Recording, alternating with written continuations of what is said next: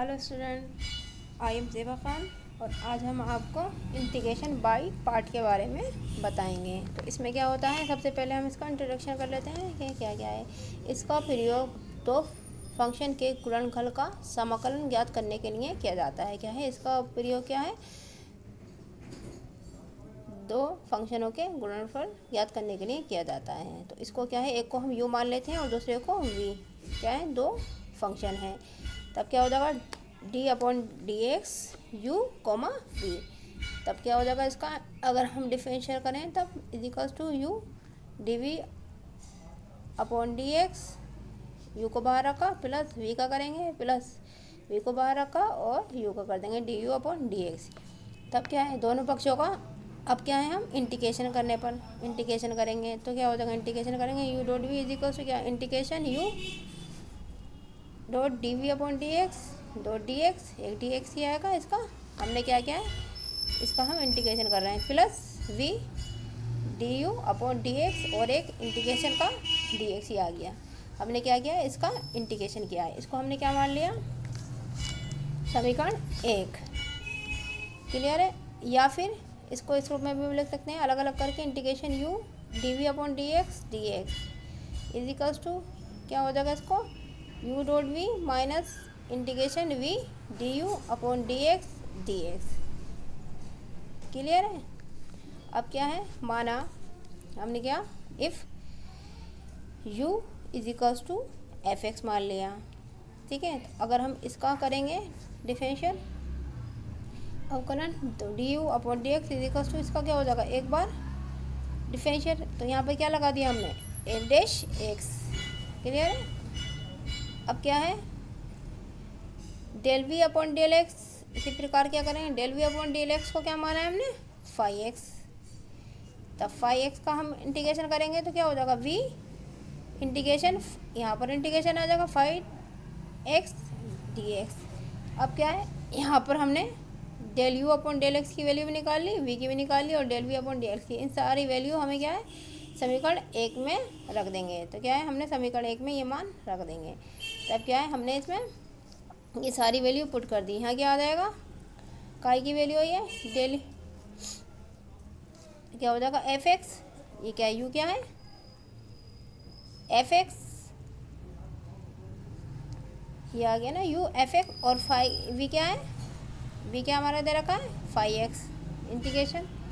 तब क्या होता है, फार्मूला क्या होता है इसका, इंटीग्रेशन बाय पार्ट्स का, जिसका भी हमारा इजली इंटीग्रेशन हो डिफरेंशियल हो जाता है, उसको हम बाहर लेते हैं, ठीक है। तो क्या होगा, f(x) integration phi(x) dx minus integration bracket बड़ा ब्रैकेट इंटीग्रेशन phi(x) dx, फिर ब्रैकेट बंद, फिर f'(x) ब्रैकेट dx, ये हो गया।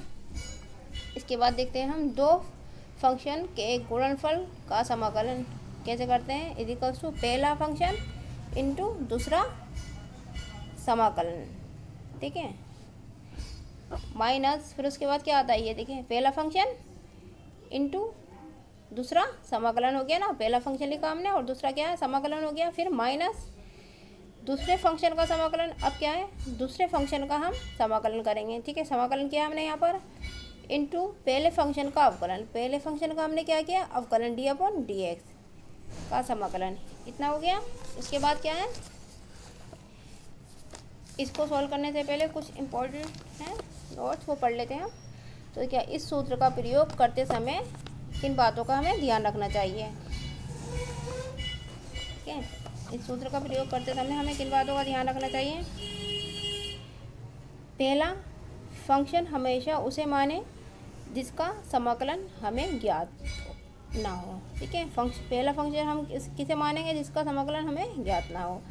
यदि दोनों फंक्शनों का समाकलन ज्ञात हो तो दोनों में से x⁴n रूप वाला फंक्शन पहला फंक्शन मानना चाहिए। थर्ड क्या है, कुछ फंक्शनों के समाकलन में इकाई 1 को दूसरा फंक्शन मानना चाहिए। तो ये क्या हो गया, हमारा फार्मूला हो गया, ठीक है। इस प्रकार से हम क्या है, इंटीग्रेशन बाय पार्ट का क्वेश्चन को सोल्व करेंगे। अब क्या है, हम कुछ क्वेश्चन भी देख लेते हैं। फॉर एग्जांपल दे रखा है हमें क्वेश्चन है, इंटीग्रेशन x e की पावर एक्स डी एक्स। इसको कैसे सोल्व करेंगे हम? क्या एक्स को हम क्या मानेंगे? प्रथम तथा ई की पावर एक्स को द्वितीय फंक्शन मानकर इंटीग्रेशन बाय पार्ट का समाकलन करने पर। तो क्या हो गया? पहला क्या है हमने? फर्स्ट इसको माना है हमने, और फर्स्ट इसको माना है हमने इसे, और सेकंड इसको मान लिया हमने। तो फर्स्ट पार्ट इंटीग्रेशन ई की power x D x minus integration bracket E की पावर एक्स डी एक्स, और क्या है? D upon D x. क्या एक्स का? तो एक्स का क्या हो जाएगा? 1 हो जाएगा, डी अपॉन डी एक्स का इंटू डी एक्स। अब क्या बचा यहाँ पर? एक्स ई की पावर एक्स का ई की पावर एक्स ही रहता है, माइनस इसका इंटीग्रेशन करेंगे एक बार, ई की पावर एक्स डी एक्स। अब क्या है? एक्स ई की पावर एक्स माइनस इसका इंटीग्रेशन करेंगे, फिर ई की पावर एक्स का ई की पावर एक्स ही रहता है, इजिकल्स टू। अब क्या है?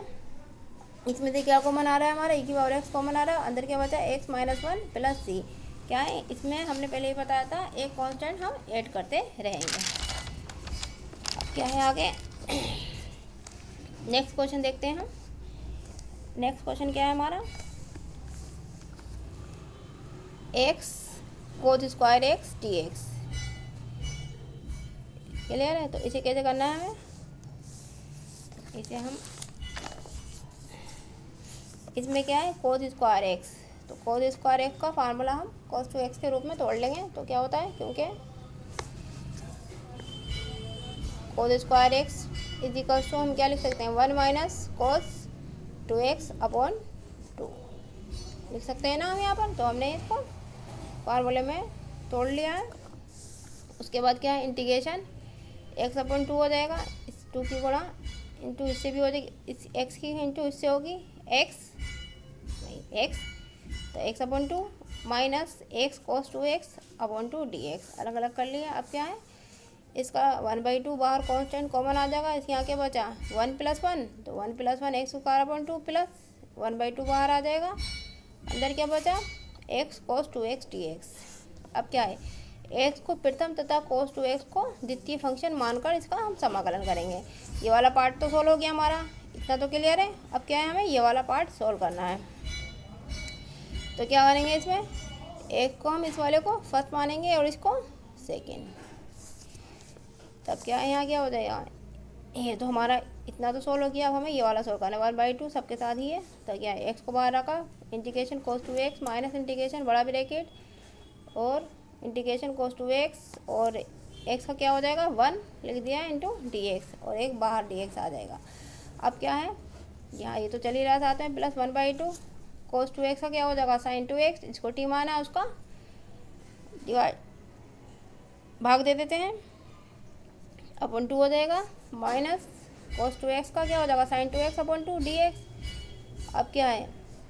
ये 1 2 और 2 कितना हो जाएगा? 4 हो जाएगा। x स्क्वायर अपॉन 4 तो हमारा चल ही रहा है, ये बाहर आ जाएगा, 4 हो जाएगा। यहाँ अंदर क्या बचा? x cos 2x। अब क्या है? इसका भी एक बार और इंटीग्रेशन करना है। तो क्या हो जाएगा? sin 2x का माइनस के cos 2x, तो माइनस माइनस प्लस हो जाएगा। ठीक है, यहाँ क्या है? माइनस माइनस प्लस हो जाएगा। क्लियर है? अब क्या हो जाएगा? यहाँ पर माइनस माइनस प्लस हो जाएगा, तो 1/2 हो जाएगा cos 2x अपॉन 2, तो कितना हो जाएगा? 4, और 1/2 हमारे साथ एक चल ही रहा है, तो कितना हो जाएगा यहाँ पर? 8।